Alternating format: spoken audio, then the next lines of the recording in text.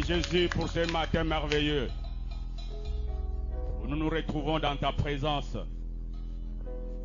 Chaque fois que nous venons dans ta présence, tu nous fais beaucoup de bien.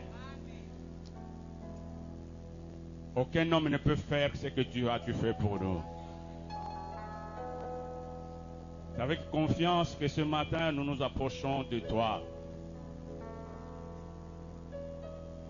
Avec une confiance totale dans nos cœurs, que nous ne rentrons pas sans ta bénédiction. Nous ne rentrons pas sans ta visitation. Ainsi donc, Seigneur, prends toute la place. Reçois toute la gloire ce matin.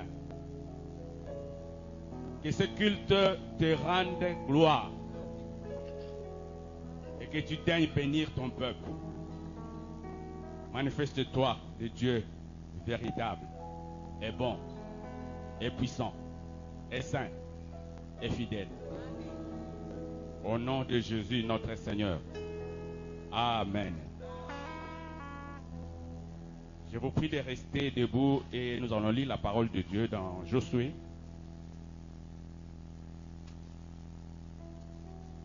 Chapitre 3e. Nous allons commencer au 9e verset. Et nous allons chuter au 17e. Josué, chapitre 3, de 9 à 17. Josué dit aux enfants d'Israël, approchez-vous et écoutez les paroles de l'Éternel votre Dieu. Josué dit, à ceci vous reconnaîtrez que le Dieu vivant est au milieu de vous et qu'il chassera devant vous les Cananéens, les Hétiens, les Éviens, les Phéréziens, les Girgasiens, les Amoréens et les Jébusiens. Voici, l'arche de l'alliance du Seigneur de toute la terre va passer devant vous dans le Jourdain. Maintenant, prenez 12 hommes parmi les tribus d'Israël, un homme de chaque tribu. Et dès que les sacrificateurs qui portent l'arche d'alliance de l'Éternel, les seigneurs de toute la terre, poseront la plante de pied dans les eaux du Jourdain. Les eaux du Jourdain seront coupées. Les eaux qui descendent d'en haut et celles s'arrêteront en un monceau. Le peuple sortit de ses tentes pour passer le Jourdain et les sacrificateurs qui portaient l'arche de l'alliance marchèrent devant le peuple. Quand les sacrificateurs qui portaient l'arche furent arrivés au Jourdain et que leurs pieds se furent mouillés au bord de l'eau, le Jourdain regorge par-dessus toutes les rives, tout le temps de la moisson. Les eaux qui descendent d'en haut s'arrêtèrent et s'élevèrent en un monceau à une très grande distance, près de la ville d'Adam, qui est à côté de Tchartan. Et celles qui descendent vers la mer, la plaine, la mer salée, furent complètement coupées. Le peuple passa vis-à-vis de Jéricho. Les sacrificateurs qui portaient l'arche de l'alliance de l'Éternel s'arrêtèrent de pied ferme sur les secs, au milieu du Jourdain, pendant que tout Israël passait à sec jusqu'à ce que toute la nation eût achevé de passer le Jourdain. Amen. Merci de vous asseoir. Le thème de ce matin, c'est la traversée du Jourdain, un événement prophétique. Le Jourdain est un fleuve très prophétique. Le peuple est au bout du désert. Il a traversé le désert pendant 40 ans. Ils sont à la porte de la terre promise. Ils sont vis-à-vis de la terre promise. Ils sont à quelques heures seulement de la terre promise. Et Moïse était déjà mort avant ce moment. Dieu a chargé son serviteur Josué pour faire pénétrer le peuple dans son héritage et pour combattre et conquérir la terre promise.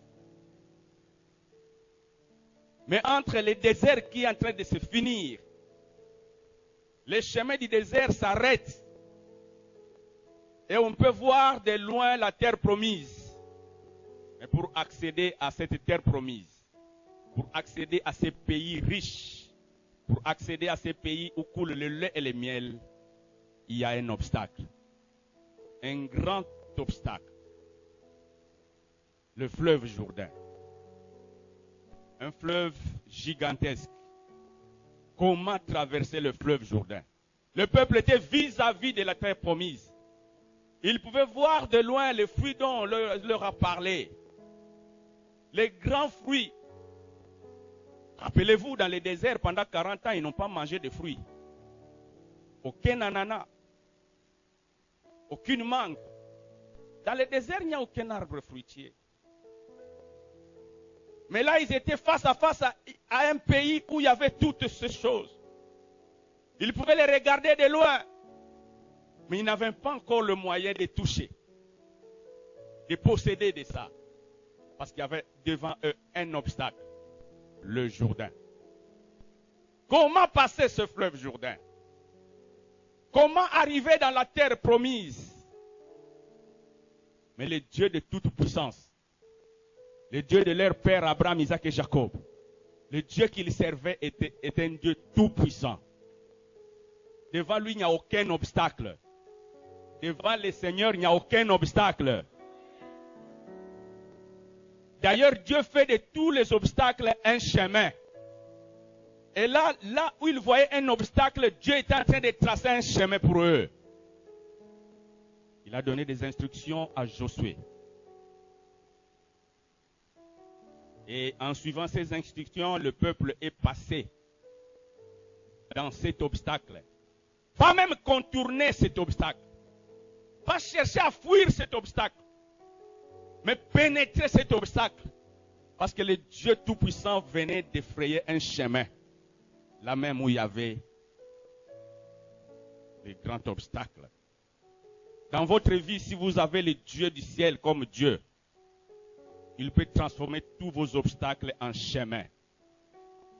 Si vous avez l'Éternel, le Dieu d'Israël, le Dieu de paix, le Dieu de toute puissance, si c'est lui qui est votre Dieu, si Jésus-Christ est votre Seigneur, il n'y a aucun obstacle qui est infranchissable dans votre vie.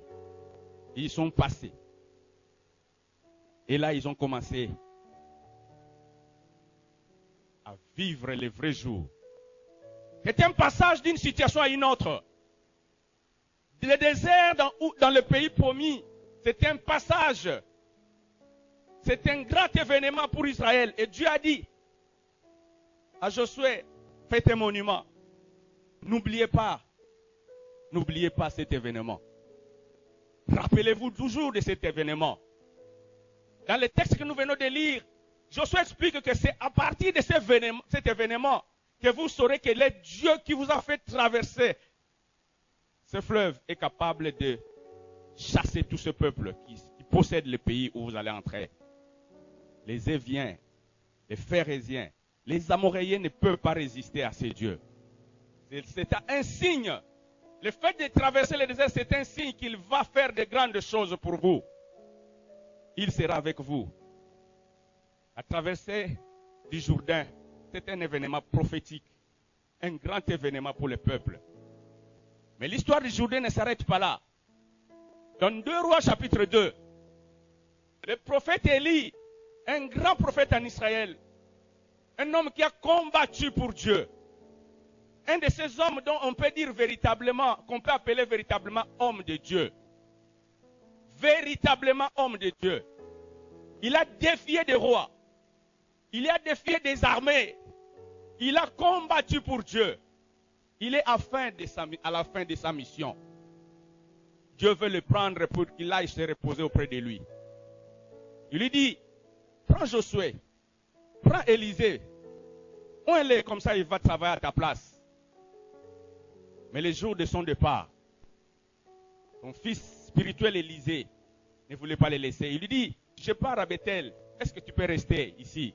Il dit, mon père, aussi longtemps que tu es vivant et que Dieu est vivant, je ne te laisserai pas. Je vis en toi quelque chose de divin. Je vis en toi la divinité même. Je ne te laisserai pas. Heureux ceux qui ont compris que le Seigneur Jésus est grand et bon et qui s'attachent à lui. Heureux ceux qui sont collés à Jésus et qui ne sont pas prêts à laisser une seule minute ce Seigneur. Après il dit, mon fils, je pars à Jéricho si tu peux rester ici. Il dit, mon père, aussi longtemps que Dieu est vivant, toi tu es vivant, je ne te laisserai pas. Ils sont partis jusqu'à Jéricho. Mais en avançant, peu avant que le Seigneur le prenne, peu avant que le Seigneur l'amène en enlèvement auprès de lui, qu'il change de dimension, un obstacle s'est dressé devant eux. Le Jourdain encore. Comment passer ces Jourdains? Mais l'homme de Dieu, l'homme qui avait la puissance de Dieu, celui-là qu'on peut appeler véritablement l'homme de Dieu, il a pris seulement son manteau, comme cette veste. Il a dit, au nom de l'Éternel que je sers, il a frappé le Jourdain. Et le Jourdain s'est séparé en deux. Il est passé. Et dès qu'ils ont passé le Jourdain, bien aimé, il a posé la question à son serviteur. Dis-moi ce que tu veux que je fasse pour toi. Je te vis très attaché à moi. Parce que dans quelques minutes, je vais être enlevé avec toi. Et le fils a donné sa condition.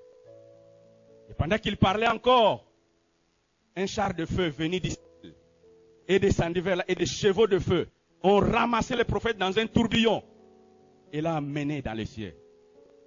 Heureusement pour son fils, puisqu'il était attaché à lui, il lui a laissé son manteau.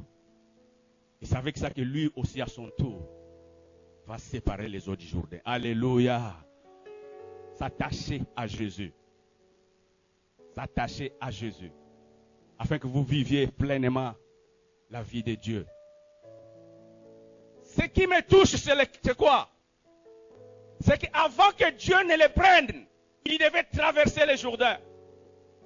Avant que Dieu le fasse passer d'une situation à une autre, de la terre au ciel, il a voulu qu'il traverse le Jourdain. Mais est-ce que l'histoire du Jourdain s'arrête aussi là? Dans 2 Rois chapitre 5, il y a un homme qu'on appelle le général Naaman. Parlant de lui, la Bible dit un grand général qui a fait un nom en Syrie. La Syrie était un pays voisin d'Israël. Cet homme était un grand vaillant, un général qui a combattu, qui a donné beaucoup de victoires à son pays. Un homme respecté dans son pays.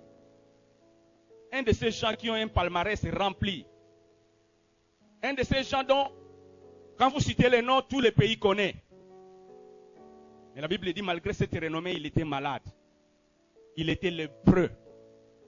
Et au moment où on parle ici, la lèpre était une maladie très contagieuse et considérée comme une malédiction. Aucun traitement ne pouvait être donné, sinon la mort. Celui qui était lépreux attendait seulement la mort. Cet homme vaillant, cet homme d'une grande renommée, n'attendait que la mort dans sa vie. On citait son nom à la radio, on citait son nom à la télé. Dans toutes les conférences, on citait ses exploits. Mais lui-même savait que je suis en train d'aller petit à petit à la mort. Parce que j'ai la lèpre.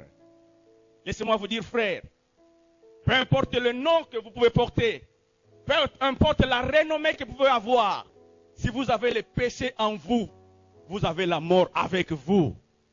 Si vous vivez la vie du péché, vous avez la mort qui marche chaque jour avec vous. La lèpre symbolise tout simplement la mort, le péché. La lèpre symbolise le péché qui entraîne à la mort. Mais cet homme a entendu parler d'Élisée, le serviteur d'Élie, l'homme de Dieu, en Israël, à travers sa servante. Et il a couru en Israël. En arrivant en Israël, il a rencontré cet homme de Dieu. Et là, l'homme de Dieu va lui donner une seule condition. Alors qu'il s'attendait à ce qu'on le touche, à ce qu'on puisse faire quelques traitements traditionnels, on lui dit une seule chose. Va te jeter au Jourdain. et tu seras guéri de ta lèpre. Difficilement. Mais lorsque conseillé par ces gardes du corps, il se jette dans les Jourdain. La Bible dit, à la 7e fois, toute sa lèpre l'a quitté. Toute sa lèpre l'a quitté. Et sa chair était devenue comme la chair d'un enfant, d'un petit enfant. Qu'est-ce que cache ce Jourdain? Quel est le message que cache ce Jourdain? Pourquoi tout simplement ce Jourdain? Oh, bien-aimés, laissez-moi vous dire que chaque fois que quelqu'un passe le Jourdain et remonte, Dieu pour lui est en train de voir quelque chose qui a été fait longtemps avant la fondation du monde. Chaque fois qu'on descend dans les eaux du Jourdain et qu'on en remonte, pour Dieu, il était en train de se rappeler d'un événement qui s'est passé longtemps avant la fondation du monde. La mort à la croix de son fils unique. Rappelez-vous que l'agneau a été immolé avant la fondation du monde. La mort de son fils unique. Le fait de descendre dans l'eau, pour Dieu, c'était la mort. Et le fait de remonter, c'était la résurrection. Et c'est pourquoi chaque fois après les Jourdains, Dieu fait des largesses. Chaque fois qu'après les Jourdains, Dieu ouvre son cœur. Chaque fois après les Jourdains, il peut enlever Élie maintenant. Après les Jourdains, il peut donner les pays promis à Israël. Après les Jourdains, il peut sauver Naaman de la lèpre et lui donner une autre vie, une nouvelle vie, pleine d'espérance. Êtes-vous déjà passé par ces Jourdains? C'est après les Jourdains que Dieu ouvre son cœur. C'est après les Jourdains que Dieu donne tout. Ne retient rien. Mais c'est parce que Jésus-Christ à la croix, avant de mourir, il a dit, Seigneur, maintenant tout est accompli. Tout est accompli. Quelqu'un a dit, mais tout est accompli. Jésus devait dire ça les jours où il était en train de partir. Parce que là, il venait de finir la mission. Comment il dit tout est accompli à la croix en train de mourir? Pourquoi il n'a pas attendu même le jour de la résurrection pour dire tout est accompli parce que j'étais mort, je suis ressuscité? Ce n'est pas paradoxal. Quelqu'un en train de mourir, juste après ces paroles, il va mourir. Ah, c'est parce qu'il avait une mission reçue de Dieu. Celle de mourir pour l'homme. Et cette mission venait d'être accomplie. Et puisque cette mission était accomplie, tout était accompli. Les chemins de la vie étaient ouverts. Les chemins vers la paix étaient ouverts. À la croix. À la croix. C'est pourquoi pour Dieu, quand vous entrez dans les eaux de baptême et que vous en sortez, vous faites une image symbolique et très forte. Vous vous identifiez à la mort et à la résurrection du Seigneur Jésus. Vous avez accepté que Jésus est mort pour moi, il est ressuscité. J'accepte aussi de mourir avec vous, avec lui, et de ressusciter avec lui. Et quand vous faites cela de tout votre cœur, Dieu vous accepte et vous ouvre toutes les largesses. Il n'a plus rien à vous priver. Alléluia. Passage du Jourdain, un langage très prophétique. C'est là, quand Jésus est mort, qu'il a accompli tout pour nous. Romains chapitre 6, verset 3.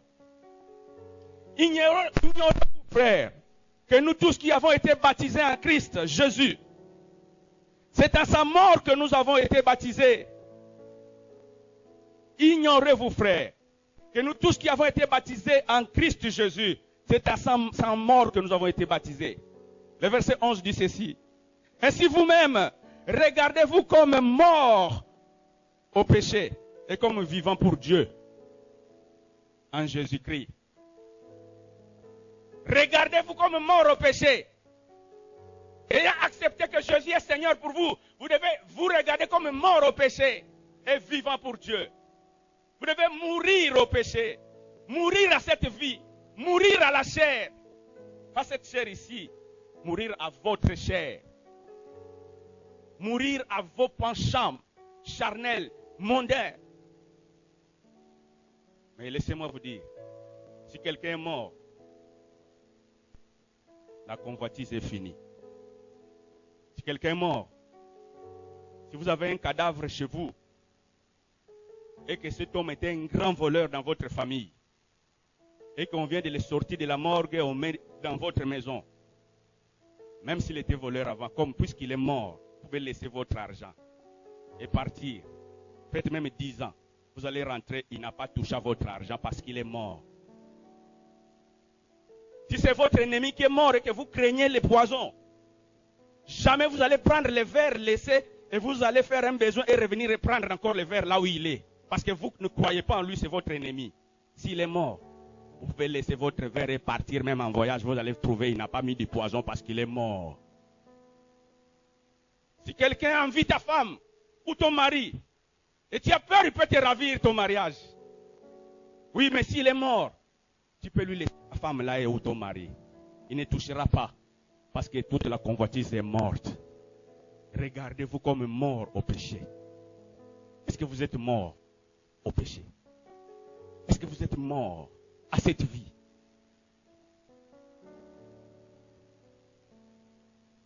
Le Jourdain, symbole de la mort, de la résurrection de Jésus.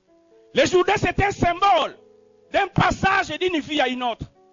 Naaman est passé d'une vie de malédiction à une vie de grâce et d'espérance.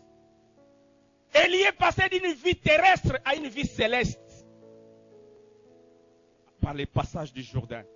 Israël est en train de passer du désert à la terre promise. Israël est en train de passer d'un endroit où il vivait une vie de misère, où il ne mangeait que de la manne, à une vie d'un pays où coule le lait et le miel. Mais ce passage pour nous aujourd'hui symbolise la mort et la résurrection de Jésus. Si aujourd'hui vous vous identifiez dans cette mort et dans cette résurrection, la Bible dit vous devenez enfants de Dieu. Vous passez des ténèbres à la lumière. Et vous êtes bénis de Dieu. Dieu n'a pas honte de vous appeler mon fils. Dieu n'a pas honte de vous appeler ma fille. Alors que le monde dira c'est un voleur, c'est un tricheur. Alors que le monde dira c'est une dévergondée, c'est une débauchée. Dieu n'a pas honte de dire non c'est ma fille, c'est mon fils. Parce qu'il est passé par la mort et la résurrection. Il a été identifié dans la mort et la résurrection de Jésus. Un grand événement, ce jour-là, dans les Jourdains. Mais lorsque nous passons de la mort à la vie, des ténèbres à la lumière, nous devons vivre comme des enfants de lumière. Si vraiment nous sommes des enfants de lumière, nous avons passé cet événement, nous devons vivre comme des enfants de lumière. Et cesser de vivre la vie du péché, cesser de vivre la vie passée. Les peuples dans les déserts n'avaient plus la même vie que dans la terre promise. Là, ils ne cultivaient pas. Et dans la terre promise, ils pouvaient cultiver. Là, ils vivaient dans des tentes. Dans la terre promise, ils pouvaient se construire des maisons, des villas. La vie avait changé. Comment se fait-il que toi, mon frère, tu as, je pense, déjà passé par ces Jourdains et tu as la même vie? Tu vis aujourd'hui comme si tu étais encore dans les ténèbres. Oh, je vais terminer par un homme que j'aime. Zaché, connu comme un imposteur, un collecteur qui n'a pas pitié des gens. Si vous avez à dédouaner quelque chose et que vous devez passer par Zaché, vous allez souffrir. Parce qu'il est prêt à ajouter des chiffres, beaucoup de zéros, à votre chiffre, à vos frais. Et il était reconnu comme ça. Mais il avait entendu parler de Jésus. Il avait entendu parler de cet homme de Galilée. Il avait soif de le voir. Et comme Jésus par là, il est monté dans un sycomore pour voir Jésus. Il sentait dans son cœur que non, ma vie n'est pas bonne. Cet homme dont on parle, je devrais le voir. Il peut changer ma vie. Et la Bible dit, quand Jésus l'a vu, il le connaissait. Il dit, Zaché, hâte-toi de descendre. Hâte-toi de descendre, car je vais demeurer dans ta maison. Il est venu chercher et sauver ce qui était perdu.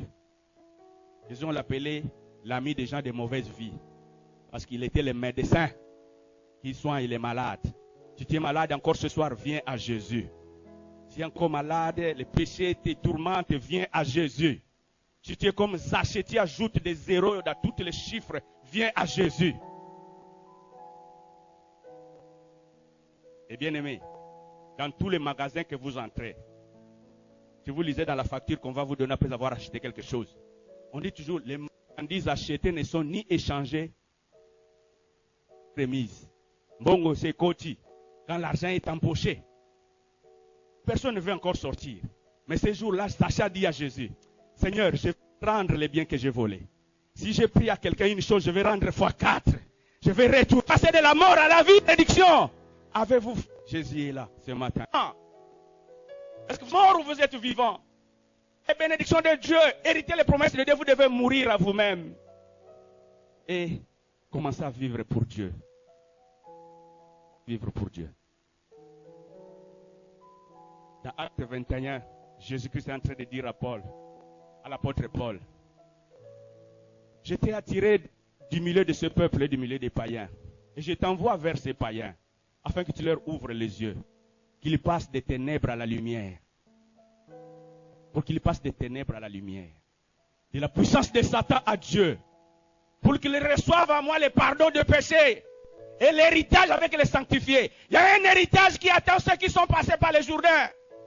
Il y a un grand héritage qui t'attend, toi qui vas passer par les Jourdains. Mes soeurs et mes frères qui avaient accepté de passer par ces Jourdains, d'accepter de vous identifier dans la mort et la résurrection de Jésus. Un grand héritage vous attend. Quand vous acceptez de passer des ténèbres à la lumière. Du royaume de Satan à Dieu. C'est une grande mission pour l'apôtre Paul. C'est la grande mission que nous avons aujourd'hui. Aider le peuple à passer de la mort à la vie, de la malédiction à la bénédiction. Et de recevoir l'héritage que Dieu a prévu aux sanctifiés. Je prie que tu t'inclines dans la prière. Dieu avait dit, faites un monument. Un monument. Pour qu'on s'en souvienne. Cette grande puissance qu'il a déployée ce jour-là. Ce n'était pas seulement pour le passage physique. Mais il pensait à un passage spirituel. As-tu déjà vécu ce passage spirituel? Es-tu déjà mort aux choses du monde pour vivre pour Dieu? Pense à cela. Commence à prier là où tu es. Dis à Dieu, Seigneur, je voudrais vivre cette expérience des Jourdains. C'est de là que tu ouvres le cœur. C'est de là que tu donnes sans réserve.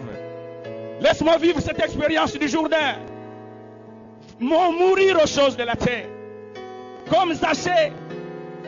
Tout abandonner pour toi. Pour te suivre. Tout abandonner pour te suivre.